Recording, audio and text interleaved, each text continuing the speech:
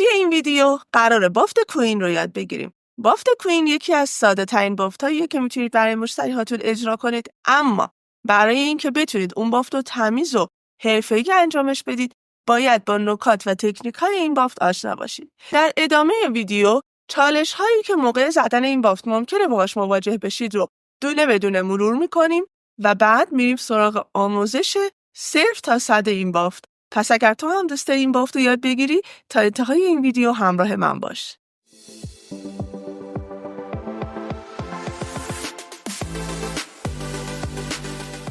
خب همونطوری که بهتون گفتم بافت کوین فوق‌العاده بافت راحتیه، اما خب یه سری نکته و تکنیک داره. یعنی یک جاهایی ممکنه شما به چالش بخورید و نتونید این بافت رو تمیز اجراش کنید که دونه بدونه این چالش ها رو با هم برطرف میکنید. اولین چالشی که ممکنه بهش بر بخورید اینه که گره اولتون به سمت عقب کشیده بشه و این فوق‌العاده جلوه کارتون رو خراب میکنه. پس برای اینکه این چالش رو با هم برطرف کنیم بهتون راه حلش رو در ادامه ویدیو میگم. دومین چالشی که ممکنه بهش بر بخورید اینه که فرق وسط مشتری باز بشه و بین دوتا بافتتون خیلی فاصله بیفته. این چالش و این مشکل رو هم با هم توی این ویدیو برطرف میکنیم. اما سومین چالشی که ممکنه بهش بر بخورید اینه که انتهای بافت کوینتون شل بشه و یا به سمت پایین بیاد. برای اینکه این بافت رو درست در جای مناسب خودش تموم کنید و فوق‌العاده کارتون محکم بشه حتما باید این ویدیو رو ببینید تا تمام نکاتش رو یاد بگیرید. قبل از اینکه من شروع کنم به زدن بافت یه توضیح راجع به این موها بهتون بدم.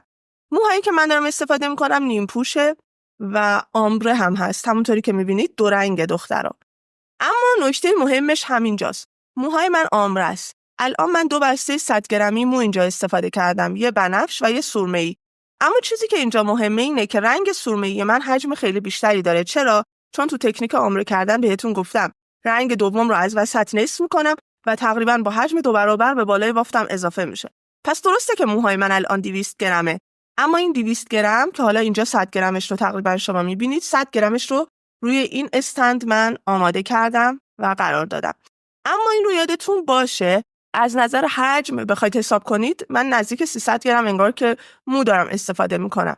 این چه کمکی به من میکنه؟ کمک میکنه که بالای سرم کاور خیلی خیلی بهتری بگیره و در ازاش پایین کارم حالت طبیعی حجم موها کم بشه. این اولین نکته.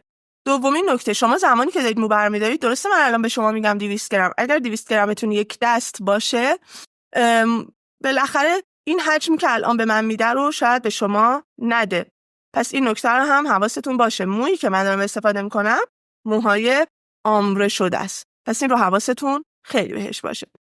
از نظر وزنی گفتم 2 تا بسته 100 گرمی دارم که من به 10 قسمت تقسیمش کردم. 10 قسمت من به هیچ وجه مساوی نیست. قسمت‌های جلوی من تقریبا 5 گرم، 7 گرم، 10 گرم اینطوری تقسیم بندی کردم. حالا چند تای اول رو من وزن‌کشی کردم، بقیه رو دیگه وزن‌کشی نکردم. اما مهمه آروم آروم هرچی به انتها اومدم حجم موها بیشتر شده. الان من 10 تا دسته دارم، ولی موقعی که بافت بزنم بهتون میگم که حالا کم آوردم، معمولاً با 10 تا انجام میشه. اما اگر کم بیارم یا این دسته ها زیاد بیاد کامل بهتون توضیح میدم. من 10 تا اینجا تقسیم بندی کردم، 10 تا اینجا، البته 2 تا زاپاس هم اینجا نگه داشتم که اگر کم اومد از این 2 تا استفاده کنم. خب پس اینم از نکات تقسیم بندی موها، جنس موها و وزن‌کشی موها همه رو بهتون توضیح دادم. بریم که با تقسیم بندی بافت آشنا بشیم. خب بریم برای تقسیم بندی بافت کوین. ببینید دخترها، بافت کوین رو معمولا روی فرق وسط میزنن. حالا الان یه مقدار ترند شده که میاد روی فرق‌های کناری هم انجام میدن. این فرق چپ یا فرق راست هم میان این بافت رو انجام میدن، فرق کج به نوعی. اما ما دیگه رو همون فرق وسط که حالت عادیش هست انجام میدیم این بافت رو. دیگه بقیه‌اش به سلیقه خودتونه. فرق وسط مشتریتون رو باز میکنید مجدد تا کجا؟ تا برجسته ترین قسمت سر.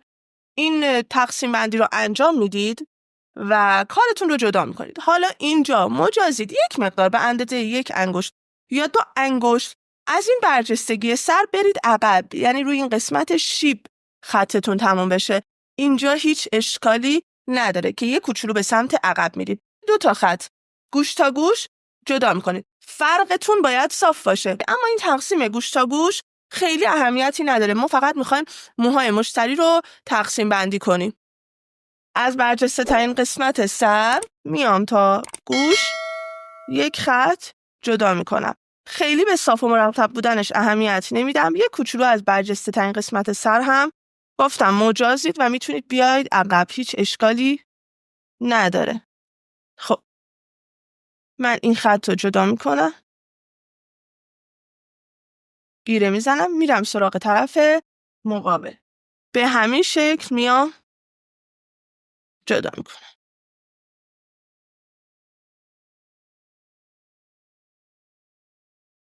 این موها رو صاف میکنم و گیره میزنم.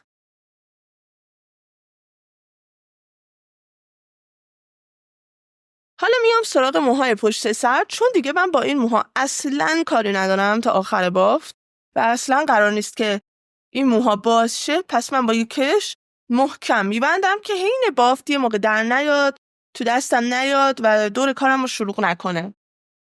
ببینید دیگه ما با پشت سر کاری نداریم. مجدد برمیگردم روی قسمت جلوی سر و میخوام تقسیم بندی اصلی بافتم رو جدا بکنم. تقسیم بندی اصلی بافت من یک خط نازک کنار فرق سر هستش و این تقسیمیه که من قراره روش بافتم رو انجام بدم. حالا ببینید برای این تقسیم بندی دخترها خیلی از همکارا میگن میتونید مثلث جدا کنید. به نظر من فرق چندانی نداره که بخواید خودتون رو درگیر مثلث جدا کردنش بکنید. فقط میتونید یه کوچولو اینجا از جلو که شروع میکنید به سمت انتها میایید حجم این موها بیشتر شه. ولی اگر هم نکردید هیچ ایرادی نداره. من یک خط صاف جدا میکنم و این میشه تقسیم بندی من. ببینید پهنای تقسیم بندیم رو. حالا این تقسیمم رو میام با یه کش 40 گیس میبندم که داخل بافتم نیاد و بتونم طرف مقابل رو هم تقسیم کنم. دختر یه نکته بهتون بگم، اگر که نمیتونید طرف مقابل رو اندازه این سمت در بیایید و ممکنه گیج بشید، احتیاجی نیست که الان با کش ببندید. الان گیره میزنید، طرف مقابل رو هم تقسیم بندی میکنید، بعد با کش میبندید. اون دیگه بستگی به خودتون داره که چقدر با این کار راحتین. ببینید این میشه یکی از تقسیمای من. مجدد من دیگه با این ادامه موهام کاری ندارم.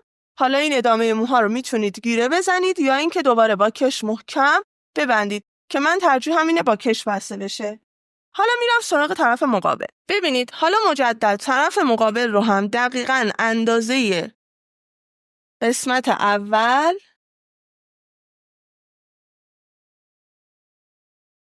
خط میندازم و جدا میکنم موهاش رو. ببینید کامل با هم مقایسه میکنم که یک اندازه باشه. حجم هر دو تا دستم یک اندازه باشه. لازم نیست خیلی این قسمت موهاتون رو پهن بردارید. هر چقدر بیشتر اینو پهنش کنید کارتون زمختر میشه و ممکنه دو تا بافتتون بخواد از هم فاصله بگیره. خب به این شکل. و اینجا رو هم من یک کش 40 گیس میبندم تا بتونم بقیه موهام رو هم جمع کنم. پس من قرار روی این دو تا دسته بافت کوینم رو انجام بدم. حالا دوباره ادامه موهای کنار گوش رو که احتیاجی بهش ندارم با کش میبندم. ببینید پس این میشه تقسیم بندی درست اولیه و اصولی بافت کوین. اگر بیاید هی گیره بزنید و هی سرسری تقسیم بندی کنید کارتون خراب میشه. حالا اینجا من یه نکته بهتون بگم. من یک سمت سر و بافتش رو اول انجام میدم چون طرف اول معمولا نکته خاصی نداره. تمام اون نکات و تکنیک های سر نخوردن و فاصله گرفتن و فیکس پشت سر رو ما میتونیم توی گره دوم بهتون بگیم که خیلی خیلی کارتون رو بهتر میکنه. توی گره اول من توضیح خاصی بهتون نمیدم، یک سمت رو میزنم میام که بریم برای طرف دوم و تمام نکات و تکنیکا رو توی طرف دوم بهتون بگم که بیشتر چالش ها و مشکلاتتون توی این سمته. خب ببینید دختر من یک سمت سر و بافت کوینش رو زدم و الان میخوایم آموزش سمت دوم رو شروع کنیم و کامل تمام نکات این بافت کوین رو بهتون بگم تا به همین تمیزی بتونید بزنید. اما یه سری نکته بهتون بگم. ببینید من یک مقدار حجم موهام رو کمتر کردم، دسته های جلوی سر رو، که کارم از جلوی سر ضعیف‌تر بشه. توی توضیحاتی که بهتون داده بودم راجع به حجم موها، ببینید حجم موهایی که قبلا بهتون نشون داده بودم قسمت جلوی سر یه مقدار بیشتر بود. الان قسمت جلوی سر رو یه مقدار کم حجم تر کردم و تعداد دسته هام رو بیشتر کردم، یعنی 12 تا کردم تا بتونم پشت سر رو هم کاور داشته باشم. ببینید دسته هام رو ظریف‌تر کردم با تعداد بیشتر. حالا در ادامه ویدیو همراه من باشید که آموزشش رو با هم شروع کنیم و توضیحات و نکاتش رو بهتون بگم. حالا میریم برای بافت طرف مقابل. ببینید دخترا، من یک لایه نازک از جلوی سرم جدا میکنم. خیلی این لایه رو ضخیم بر ندارید، هر چقدر ضخیم‌تر باشه بافتتون به سمت عقب کشیده میشه. یک مقدار خیلی کم من ژل واکس بهش میزنم، فقط برای اینکه این موها به سمت عقب نیاد، سر نخوره، و بعد به 3 قسمت مساوی تقسیمش میکنم. ببینید بمیشی. حالا میرم سراغ زدن بافت. زدن بافت به چه صورته؟ اولین گره همیشه از سمت فرق زده میشه. یعنی زمانی که من داشتم این سمت رو هم میزدم، از سمت فرق اولین لایه رو برداشتم، یعنی سمت چپ. حالا هم از سمت راست برمیدارم، از سمت فرق. اولین گره رو میبرم زیر، اولین دسته رو میخوام بافت 3 تایی ساده بزنم. اولین دسته از سمت چپ که میاد زیر، یک لایه موهای الیاف به بافتم اضافه میکنم. موهای الیاف رو از وسط به همین شکلی که بهتون قبلا توضیح دادم به بافتم اضافه میکنم. خب حالا میخوام گره هم رو ادامه بدم. نحوه اضافه کردن رو متوجه شدید دخترها؟ ببینید یک سمت مو آزاده، یک سمت به اون دسته‌ای که داره بافته میشه اضافه میشه.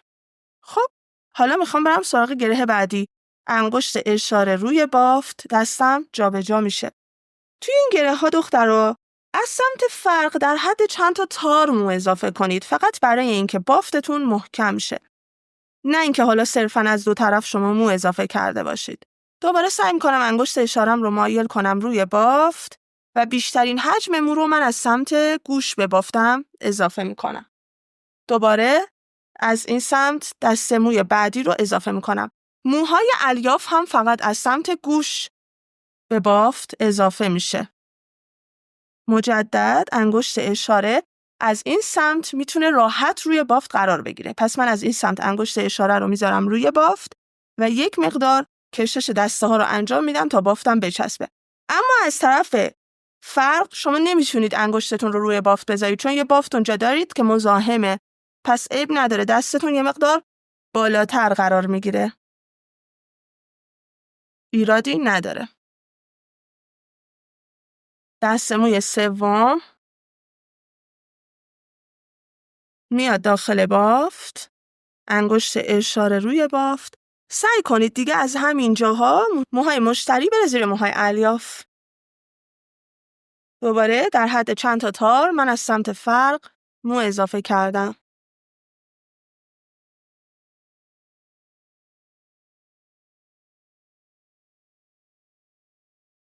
از سمت گوش یک لایه نازک، یک لایه به طور کامل برداشته میشه دخترها. ولی از سمت فرق نه. برای اینکه بین دوتا فرقم فاصله نیفته، وقتی دارم این سمت رو میبافم دستم کاملا زاویه داره به سمت فرق. خیلی به این نکته دقت کنید و همونطوری که میبینید دستم کاملا روی بافت کناریه. هیچ تلاشی نمی‌کنم که دستم رو روی کف سر مشتری بذارم. زمانی که دارم این سمت رو میبافم راحت دستم رو میذارم کف سر مشتری، بافتم رو میزنم. کشش دسته ها، سعی میکنم بافتم رو از همین جاها کاور کنم. خب حالا ببینید من دوباره یک لایه نازک از این سمت مو بر میدارم، صرفاً جهت اینکه بافتم رو محکم کنم. توی هر گره حتما کشش دسته ها رو رعایت کنید که این بافت ها به کف سر بچسبه دخترها، چون همونطوری که میبینید ما از یک طرف دستمون کاملا روی حواس و روی کف سر مشتری نیست. پس ما اگر کشش دسته ها رو خوب و درست رعایت نکنیم این بافت خوب به سر مشتری نمیچسبه و فاصله میفته. ببینید دوباره دسته بعدی و من از وسط دقیقاً میذارم روی بافت. کشش دسته ها با موهای مشتری. نگاه کنید خوب میکشم. انگشت اشاره روی بافت، موهای مشتری میبرم زیر و جابجا میکنم. ببینید دخترها، اگر که شما این قاعده کشش دسته هاتون رو رعایت نکنید بافتتون کاملا شل میشه و خیلی کیفیت کارتون رو میاره پایین. ببینید زمانی که کشش دسته ها رو انجام میدید بافت کاملا به کف سر میچسبه و کارتون تمیز و مرتب میشه. دوباره من از این سمت یک دسته مو برمیدارم، خیلی نازک. اسمش رو بهتره دسته نذاریم. گفتم در حد چند تا تار. مجدد کشش دسته های بافتم رو انجام میدم. به هیچ وجه موهای الیاف رو نکشید، چون اگر موهای الیافتون رو بکشید دختر از داخل بافت میزنه بیرون. یادتون باشه هر چقدر که به سمت جلو میایید و دسته هاتون داره پرحجم‌تر میشه، حجم موهای کف سر مشتری رو هم یک مقدار بیشتر کنید. دیگه خیلی نازک بر ندارید، یک مقدار حجم موهای کف سر مشتری رو بیشتر کنید. همونطوری که دارید میبینید بافت من با همین تکنیک کاملا به کف سر چسبیده و همینطور به بافت کناریش. میبینید چقدر هم محکمه، حتی با ناخن هم تکون نمیخوره. دلیلش چیه؟ دلیلش همین کشش دسته هاست.